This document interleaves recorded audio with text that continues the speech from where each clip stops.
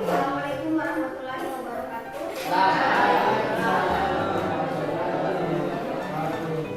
Apa kabar hari ini? Alhamdulillah. Baiklah, tolong perhatian sedikit. Untuk pembelajaran kita hari ini akan dirangkaikan dengan ujian kinerja saya. Jadi kita semua akan dinilai. Pembelajaran kita hari ini akan dirangkaikan dengan ujian kinerja PPG UMM 2020 angkatan pertama, dan ini buktinya bahwa hari ini kita akan mengadakan pembelajaran yang dirangkaikan dengan uji kinerja. Jadi tolong kerjasamanya. Kita belajar seperti biasa, hanya saja akan direkam untuk penilaian. Baiklah, sebelum ikut lanjut, saya ingin minta tolong satu orang untuk membaca doa sebelum kita memulai. Dia silahkan Hanu. Sebelum kita memulai pembelajaran kita pada pagi menjelang siang hari ini, ada baiknya kita berdoa. Berdoa dimulai. Berdoa selesai. Ya, terima kasih Hanu. Sepertinya hari ini hadir lengkap ya. Oke, terima kasih atas masih bersedia untuk ikut pembelajaran kita hari ini. Baiklah, sebelum kita memulai pelajaran, Ibu ingin mengetahui kemampuan awal kalian terlebih dahulu. Jadi mohon untuk kalian mengisi soal tesnya ini hanya untuk mengetahui kemampuan kalian sudah sampai di mana. Ini pilihan ganda. Saya kira 2 menit cukup. Bisa ya? Bisa. Tolong dibagikan. Sudah.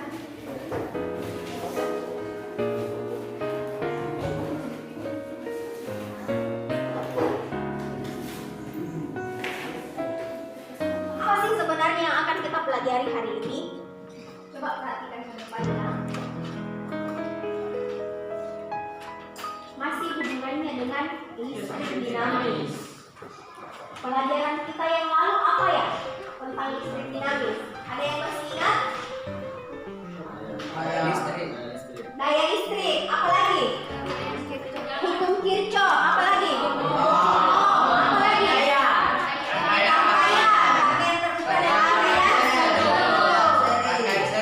Oke, baiklah. Betul sekali. Jadi pada pertemuan 3 pertemuan sebelumnya itu kita sudah mempelajari tentang rangkaian, tentang hukum Ohm, hukum Kirchhoff, tentang daya dan energi listrik. Kira-kira apa yang membedakan kita siang dengan malam? Matahari. Iya, matahari. Oke, matahari. Sekarang matahari. Kira-kira apa sih manfaatnya matahari untuk kita? Banyak. Coba apa? Menjemur baju. Menjemur baju. Apa lagi? Satu. Sumber listrik. Sumber listrik. Menurut Arafa sumber listrik. Zulkifli apa tadi? Kalau Holil untuk menjemur baju, bilang misalnya menjemur ikan. Nah, yang tinggal di pulau itu matahari sangat bermanfaat untuk menjemur ikan. Apa lagi kira-kira? Kesehatan tulang. Apa lagi?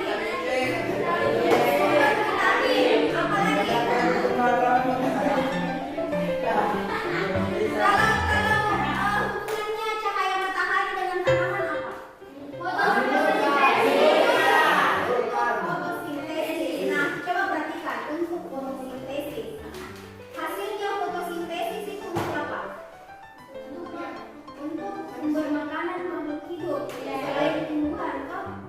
Untuk tumbuhan itu sendiri dan makhluk hidup lainnya, hewan, manusia, semua butuh hasil dari fotosintesis. Nah, sekarang Ibu mau tanya, kira-kira kalau tidak ada cahaya matahari, apa yang akan terjadi? Itu yang pertama, gelap. Tidak ada sumber kehidupan. Apa lagi kira-kira? Tidak kering, dia bulannya Holil.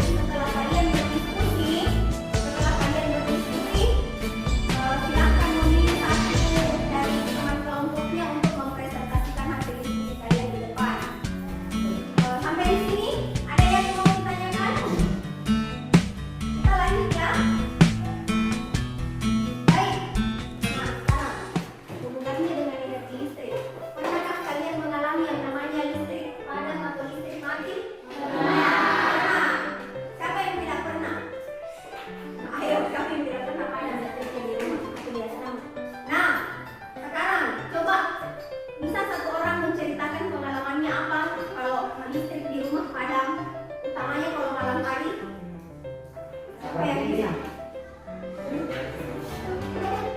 Kenapa kau listrik? Atau pagi-pagi deh, pagi-pagi sebelum kalian berangkat ke sekolah, tiba-tiba listrik padam. Apa yang kalian rasakan ketika listrik padam? Tidak mandi pergi sekolah. Luar biasa kalau tidak mandi pergi sekolah. Kenapa tidak mandi pergi sekolah? Apa hubungannya mandi dengan listrik? Oh, tidak ada. Mesin air tetap berarti itu pakai mesin. Baiklah. Nah, pertama ya, coba perhatikan satu menit atau 5 menit saja listrik padam, luar biasa. Luar biasa efeknya untuk kehidupan kita. Bagaimana kalau satu hari penuh padam listrik? Apa kira-kira yang akan terjadi dengan kita ini semua? Bosan dengan saya. Hah? Baiklah, sekarang kita lanjut ya. Sebenarnya dari mana itu sumber listrik? Sumber listrik yang ada di rumah kalian dari mana? Dari tanah. Dari PLN. Iya jelas dari PLN. Itu kan PLN perusahaan negara, betul. Nah sekarang coba perhatikan ya. Simak videonya. Simak video tentang dari mana sih sebenarnya listrik berasal ini. Matahari, panas bumi, angin, dan lainnya. Nah, saat ini lebih dari 80% pembangkit listrik di Indonesia masih menggunakan energi fosil. Yang kalian amati tadi, kira-kira adakah sesuatu yang ingin ditanyakan atau adakah sesuatu yang ingin disampaikan? Ya silahkan Widya. Apa itu energi fosil? Temannya yang lain, ada yang ingin menanggapi apa itu energi fosil? Ya silahkan Zulkiflin. Energi yang tidak terbarukan. Energi yang tidak terbarukan. Ada lagi yang ingin menyampaikan apa sih sebenarnya itu energi fosil atau apa itu fosil? Dulu apa itu fosil dulu? Fosil adalah sisa-sisa Fosil adalah sisa-sisa. Ya silahkan kita malu-malu nggak apa-apa. Fosil menurut Ufti tadi, fosil sisa-sisa tulang belulang manusia. Iya betul sekali. Jadi fosil itu sisa-sisa hewan, tumbuhan dan manusia yang sudah mengendap di dasar bumi, yang sudah dari ribuan tahun yang lalu. Kita lanjut mengamati video berikutnya.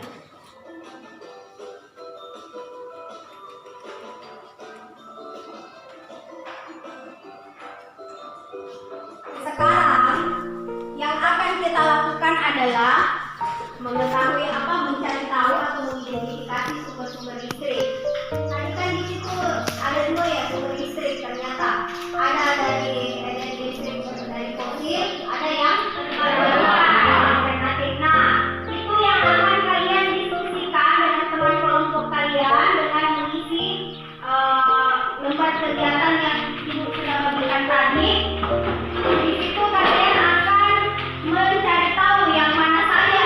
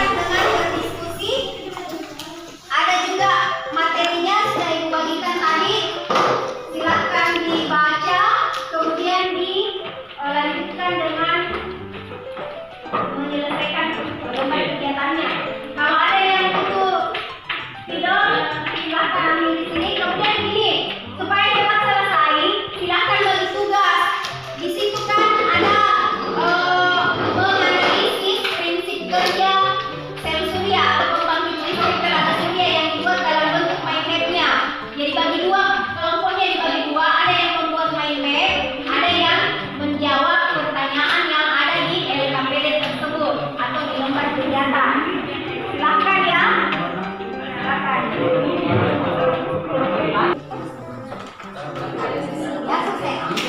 Petang deh.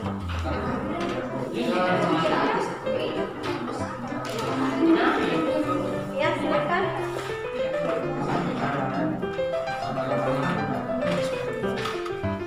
Batu bara. Apa macam-macam sumber energi listrik.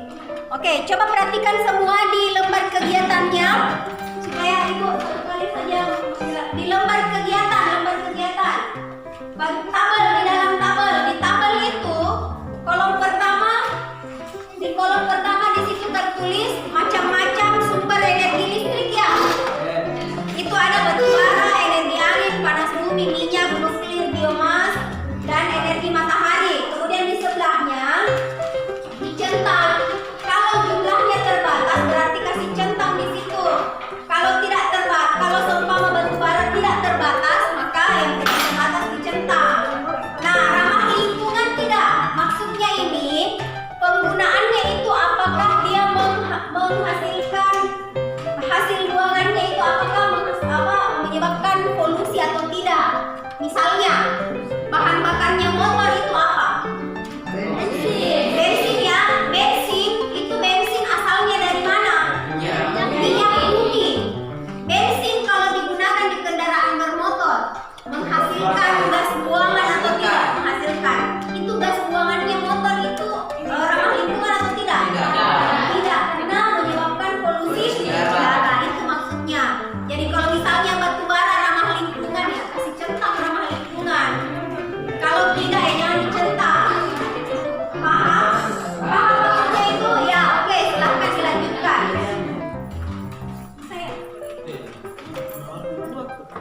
Nah, ini ya kayak begini. Ini apa ini? Dia rancang dulu di sini nanti baru dipindahkan ke situ supaya bagus hasilnya. Apanya? Ini ada juga sudah kebagikan di kelompok. Ini jadi terus tapi mau atau dulu. Kenapa? Ini Ini ada penjelasannya di bawah itu makanya dibaca baik-baik itu materi aja yang dibagikan. Baru dibuat poin-poin pentingnya. Nah nanti poin-poin pentingnya itu yang dikasih masukin. Nah,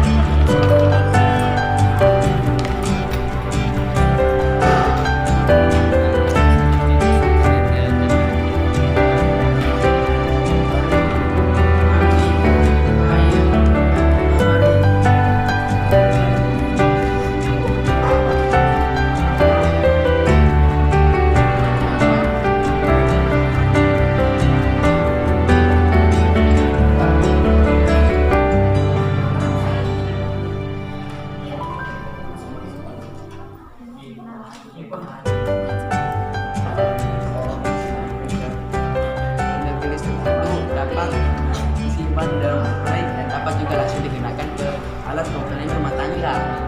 Terekam betul. Tolong yang lain diperhatikan baik-baik. Samakah hasil diskusi kalian atau berbeda dengan hasil diskusi Zakia? Coba perhatikan kemudian. Ya silahkan Zakia. Waalaikumsalam warahmatullahi wabarakatuh. Saya akan membawakan hasil kerja kelompok 5. Prinsip kerja panel surya. Yang pertama, panel surya akan menangkap cahaya matahari dan kemudian memasukkannya ke dalam baterai. Kata kedua yakni setelah dalam baterai cahaya matahari akan berubah menjadi energi listrik yang biasa kita gunakan dalam kehidupan sehari-hari. Kata ketiga, energi listrik cahaya matahari yang kelebihan akan disalurkan langsung ke dalam PLN yang dapat digunakan pada malam hari. Sekian, Assalamualaikum warahmatullahi wabarakatuh. Waalaikumsalam warahmatullahi wabarakatuh. Kita beri tepuk tangan.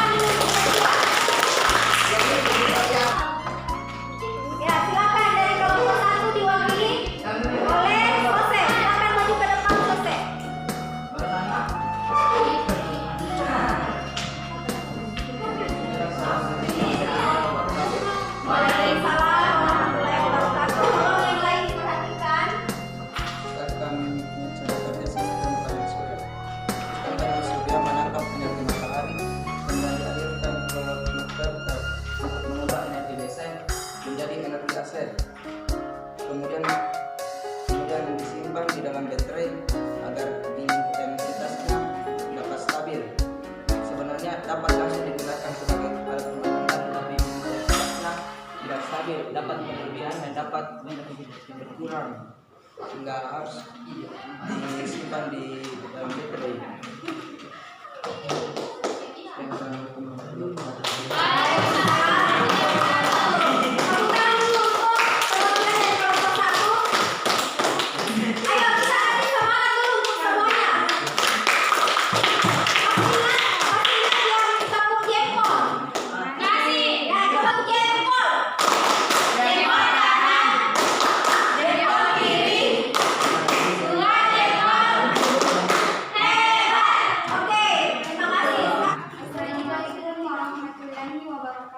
Waalaikumsalam warahmatullahi wabarakatuh. Saya perwakilan dari Tolong diperhatikan semuanya. hasil diskusi kami. Macam-macam sumber energi listrik, yaitu batu bara, jumlah arusnya terbatas. Akan tetapi, cara kerja sumber energi dari batu bara sangatlah tidak ramah lingkungan, mengingat asap yang dihasilkan pada saat proses ini sangat berbahaya bagi kesehatan ozon dan lingkungan di sekitarnya.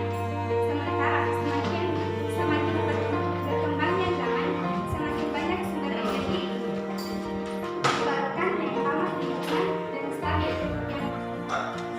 Sekian dari saya. Wassalamualaikum warahmatullahi wabarakatuh. Ya, silakan silakan.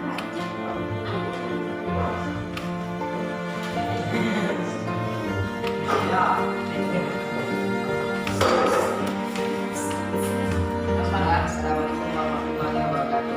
Waalaikumsalam warahmatullahi wabarakatuh. Saya perwakilan dari kelompok 2 akan mempresentasikan hasil kerja kami. Ketika matahari memancarkan cahayanya, maka panel surya akan menangkap cahaya tersebut dan mengubahnya menjadi arus listrik.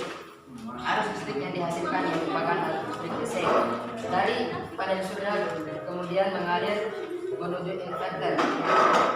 Di inverter ini arus listrik yang merupakan arus listrik DC kemudian diubah menjadi arus listrik AC. Kemudian dari inverter mengalir menuju penampungan listrik. Dari penampungan listrik inilah arus listrik akan mengalir secara langsung menuju alat listrik yang ada di dalam rumah.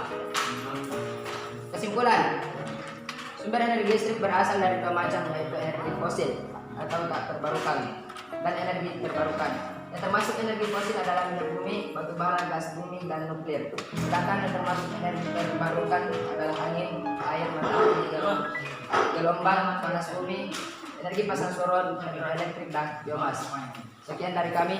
Assalamualaikum warahmatullahi wabarakatuh. Jumlahnya tidak terbatas karena setiap hari kita menggunakan energi matahari tersebut. Apakah ketersediaan batu bara di negara kita mampu mensuplai energi listrik terus-menerus? Dan jelaskan.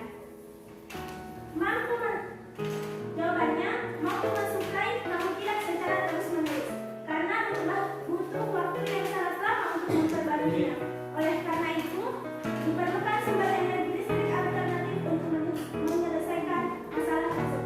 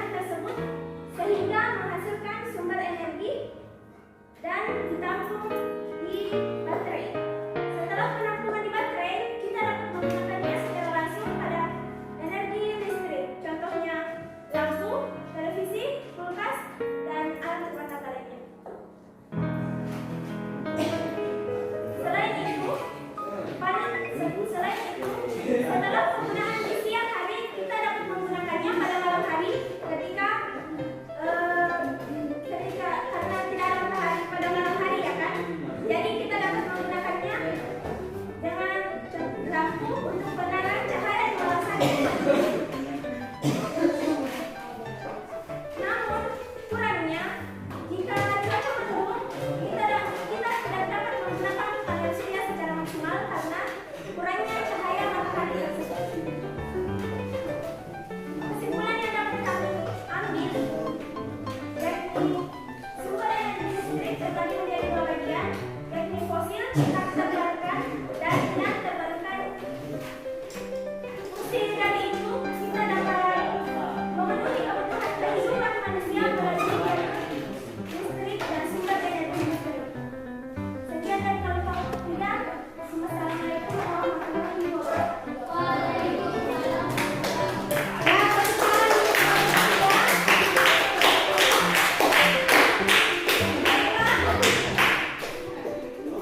Baiklah, cukup. Sekarang coba perhatikan dari hasil diskusi kalian. Itu akan ulangi ya. Jadi coba perhatikan ke depan. Jadi sumber energi listrik itu, baik itu di Indonesia dimanapun, sumber energi listrik di bumi itu hanya dua. Kalau bukan dari fosil, ya yang terbarukan atau energi listrik alternatif. Selanjutnya adalah sumber energi listrik terbarukan atau yang bisa, sebelum lanjut, sumber energi listrik fosil kenapa bisa dikatakan tidak terbarukan? Karena memang butuh waktu lama, butuh waktu ribuan tahun bahkan puluhan ribu tahun baru bisa tercipta yang namanya batu bara, minyak bumi dan kawan-kawannya. Paham sampai di sini? Makanya dia dikatakan sumber energi tak terbarukan karena tidak bisa diperbaharui.